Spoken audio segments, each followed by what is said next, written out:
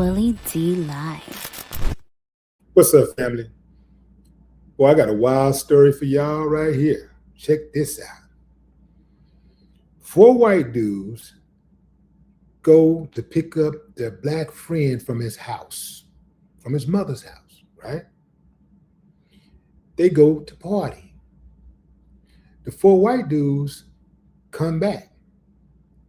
They come back home.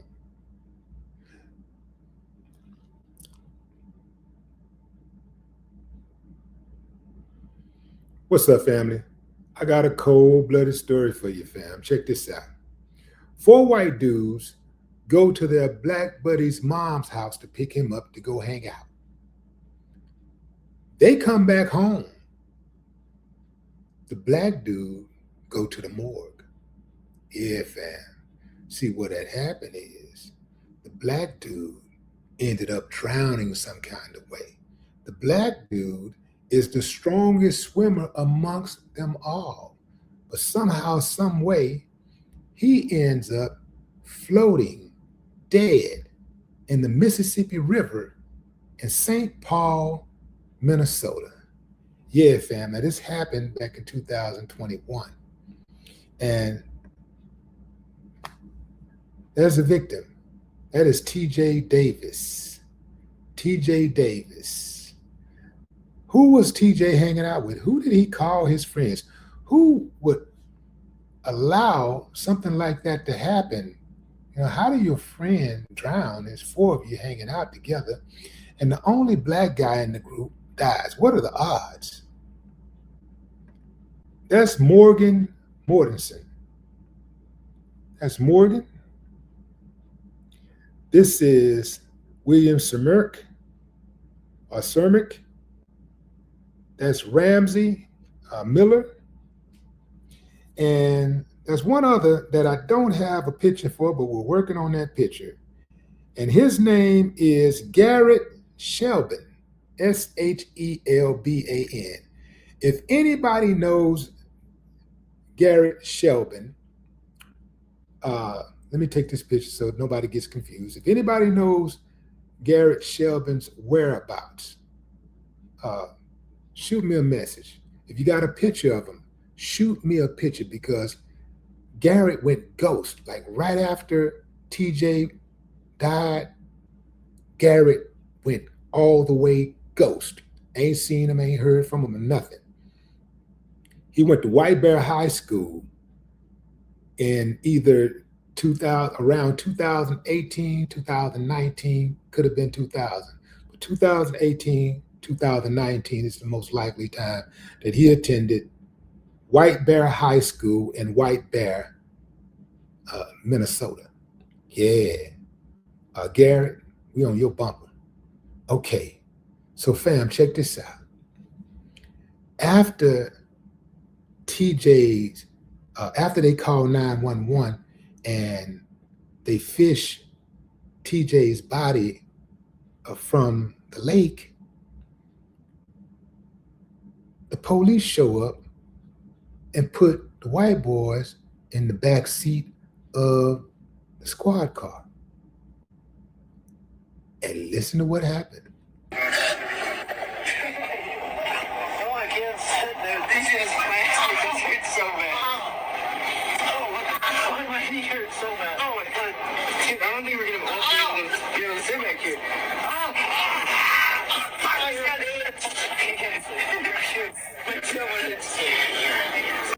Mind you, fam, their friend was just discovered drowned, right? They're in the back of the squad car, laughing, joking.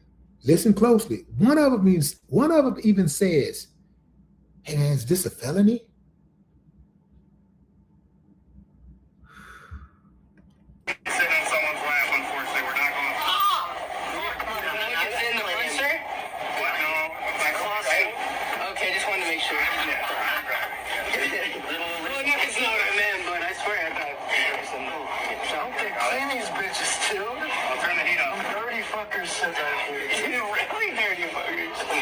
Dude, I can't sit on my right cheek, dude. It's fine. My tailbone hurts so bad.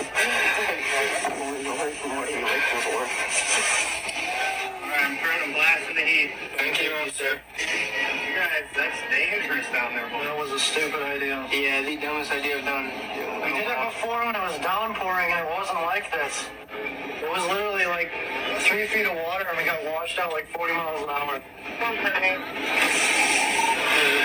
Thrown into the middle of the river. Family, maybe it's just me.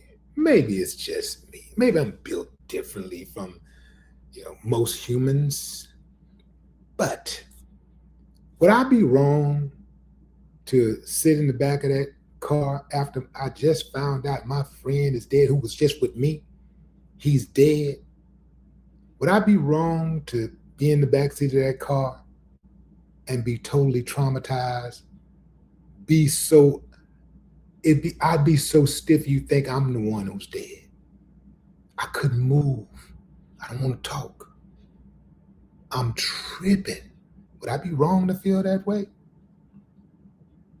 Or should I behave like they were doing? Like, hey, man, he's gone, man. He just died, We just found out he died 30 minutes ago. Let's laugh it up, boy. Let's get back to life. Let's get back to living. Hey, man, what you doing tonight? Hey, by the way, police officer, is this a felony? Is what a felony? Is it a felony? Why would you ask, is this a felony, if you don't think you committed a felony? I'll put it like this. If you don't think you committed a crime, why would you ask the police, is this a felony? Yeah, fam. Come on now. Talk to me. Talk to me. This dude right here, this is the one, according to TJ's mother, Sheriff, this is the one who knows the most. This is Morgan. This is the one who TJ trusted the most. This is the one, Morgan, he knows. He knows. All of them know. But the mother appealed to Morgan, I guess, because she felt like Morgan was closest to him in some way, and TJ trusted him. I got a picture of Morgan. I think this is Morgan right here. I think this is the picture of Morgan and TJ right there. Yeah, so this is TJ's mother, Cheryl Davis, who has been a very, very strong and consistent advocate for justice for TJ. But also, I want to recognize this woman right here. Let me get this screen together. What's going on here? Okay, let's see if we can get it right there. I want to recognize this woman right here. This is Sunny LaLuz. She is a business consultant and advocate for real justice, fam. She's been on this case since 2022. She picked it up and she has not let go. She, as you can see, this is TJ's mother right here, and they're talking about the case right there. There has not been a lot of local support in terms of activism on the ground in Minneapolis. So I want to appeal to the activists in Minneapolis right now that this is happening in your background. This happened in your background, and the alleged cover-up is happening right now in your background. Somebody, anybody, please stand up and help this mother and father and family and friends and supporters get the justice that they deserve for TJ Davis. Family, these dudes was laughing and joking in the cop car. What does that tell me? It tells me that the police might have a little something going on, right? Right? They had no fear of laughing and joking right after a body turned up. A body that, well, they were the last ones to see TJ alive. They're the last ones to see him alive. They're in the cop car laughing and joking it up. I ain't never been a cop, but if I was, give me cop of the year because I'm going to crack that case. I know these little bastards had something to do with it. In my mind, oh, they absolutely had something to do with it. But check this out, fam. This case gets even dirtier, fam. It gets even dirtier. After TJ's body turns up, the police don't take the boys to the police station for questioning. They take them home. They let the daddy, I believe, if I'm correct, they ended up at home. And I believe it was the daddy, one of the fathers, who picked them up and took them home. To find out what was going on, this grieving mother had to walk around the corner to the boy's house, one of the boys' house, where all the other boys were. And guess what happened, fam? Something that has become a familiar theme happened. None of them would talk to her. None of them would give her any answers. None of them. Subsequently, as it got hot, they shut down. They went dark. They took down their social medias. Right now, it'll take Sherlock Holmes to come find them right now because they all went into hiding. Nobody arrested. None of them interrogated. They did this in Minnesota. So this is why I keep telling y'all, when y'all start going crazy about stuff that happened in the South, remember, the South is part of America, just like the North and the East and the West. If it happens in the South, it can happen where you are. It could happen in Minnesota. Yeah, and it does happen in Minnesota. Way more often than the authorities would like to admit, and way more often than you would like to know. It happens. So the family has a Unite Give. They have a Unite Give, and the goal is to help the family get some funds so that they can hire the proper investigators to seek justice for TJ. This is cold-blooded, fam. This is cold-blooded. That's their Unite Give.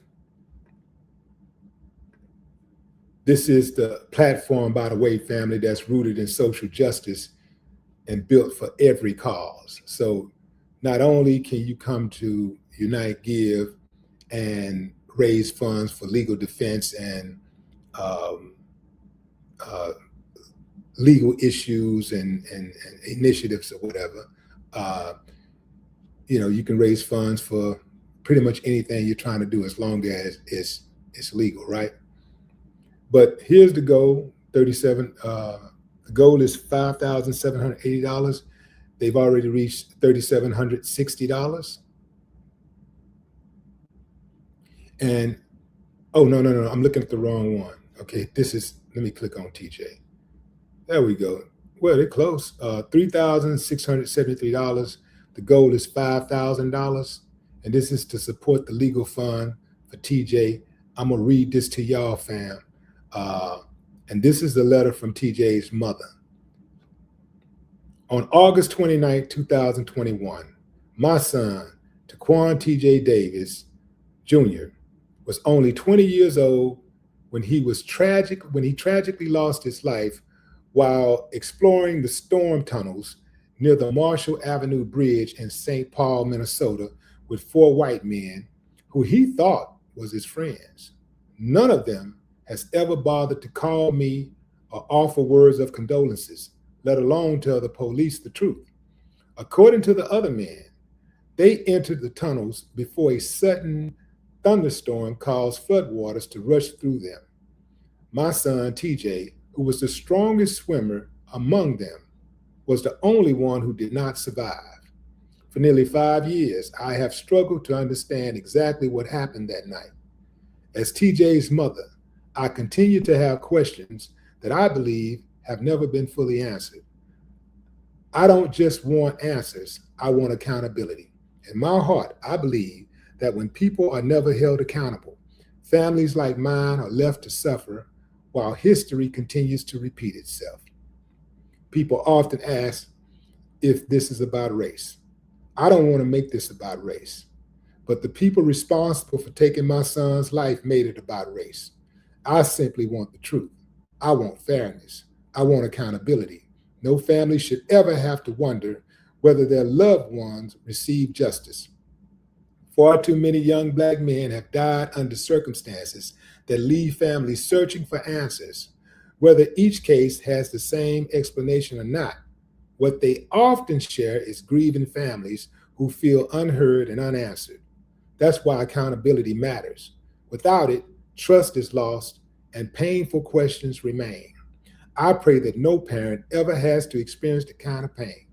Losing a child is something no words can truly describe. The pain is immeasurable. As if losing TJ wasn't enough, my mother passed away just 3 months before TJ died. In a matter of months, I lost my mother and then my son. And just like that, my house was empty. Just me and my tears. The emotional toll has been overwhelming. I have a job that allows me to make ends meet, but this journey has drained my savings. Nearly 5 years of searching for answers have come at a tremendous financial cost. I am seeking legal representation to help review the facts, examine the available evidence, and determine whether there is additional information that deserves to be uncovered. This fundraiser is not about profit. It is about giving my family a fair opportunity to pursue the truth through experienced legal counsel. Your support will help cover attorney retainers, legal consultations, investigative expenses, record requests, expert reviews, and other costs associated with pursuing an independent legal review. Every parent deserves answers. Every family deserves the opportunity to seek the truth when questions remain. If you are unable to donate, I ask that you please share TJ's story. Every share brings us one step closer to finding the answers our family has been seeking. Thank you for standing with us, believing in TJ, and refusing to let his story be forgotten. Together, we can continue to search for truth and accountability. Cheryl Davis. So family, if you can give. It doesn't matter how small, give. If you can't give, share. Do something. You got to do something. We got to do something, family. And I'm going to tell you too, we got to get used to doing these rewards too. Because one thing about America move on money. That's what we got to get used to. We got to get used to moving on money and stop looking for everything to be free. These people finance killers. You understand what I'm saying? They finance killers. When these people kill us, they finance them. They give them money. They make them rich. The very least that we can do is finance justice. Finance the legal remedies that can bring justice. Finance legal causes that can bring justice. And we got to get used to that concept because we're under constant target. We're under constant attack. And it ain't going to stop. It's not going to stop with TJ. It's not going to stop with Nolan Wells. It's not going to stop. So you know about Nolan Wells because it's been covered extensively, including by me. And we're not going to stop covering Nolan Wells. I'm not going to stop talking about Nolan Wells. But we got room. That's space to talk about others. We're going to make sure that this TJ case get out there. We're going to do our part to get TJ's story out there. And we're asking you to do your part also. Do your part to get the story out there. Like I say, even if you just share the story, just sharing it, that's big. That's big. We got to put this story in front of our eyeballs. Again, the people on the ground, the activists on the ground in Minneapolis, the activists on the ground in St. Paul, all throughout Minnesota. That's in your background. I mean, that's your backyard. That's your backyard. You got to have a little pride about that. That's your backyard. Somebody got to do something. Somebody got to stand up. Somebody that's on the ground got to be like, nah, not on my watch. Not on my watch. These uncivilized must be brought to heel, fam. Let me show you their faces one more time. That's Morgan. Let me make sure I got his name right. Mortinsen. Morgan Mortinsen. Morgan Mortinsen. This is William. Hold on. That's William Cemerk. William Cemerk. And then you have here Ramsey Miller. And the fourth one is Garrett Shelban, Shelban. If anybody knows Garrett Shelban, who attended White Bear High School around 2018 or 2019, we need a picture of him. And we need to talk to him. If you can, anybody can put us in touch with him. Oh, hey man, look, Garrett, if you ain't got nothing to hide, hey, come on out. Come on out. Tell your side of the story. Because right now, you're looking pretty suspicious. Along with your buddies, you're looking pretty suspicious. All y'all looking pretty damn suspicious. How you call yourself that man's friend? How do you call yourself this man's friend? He ends up dead on your watch while he's with you. He ends up dead. And you don't even have the decency to call the mother and say, I'm sorry. My condolences. Is there anything that you need me to do? Anything. And by the way, I can't remember if Sheriff said it was the sheriff's office or one of the other police agencies, but she called to check up on the case, and one of those people who answered the phone at one of the agencies told her to stop calling them. You see, fam? That's why we say it's about race, because we know if it was the other way around, those 4 black boys would have still been in prison or still been in jail. They would have been questioned right away. They would not have been taken home to their father to kick it. They would have been taken straight to the police station and interrogated, with or without their mother or father available. That's exactly what would have happened. But what say you, fam? Drop a comment. I'd love to hear your thoughts. R.I.P. T.J. Davis. No more talk.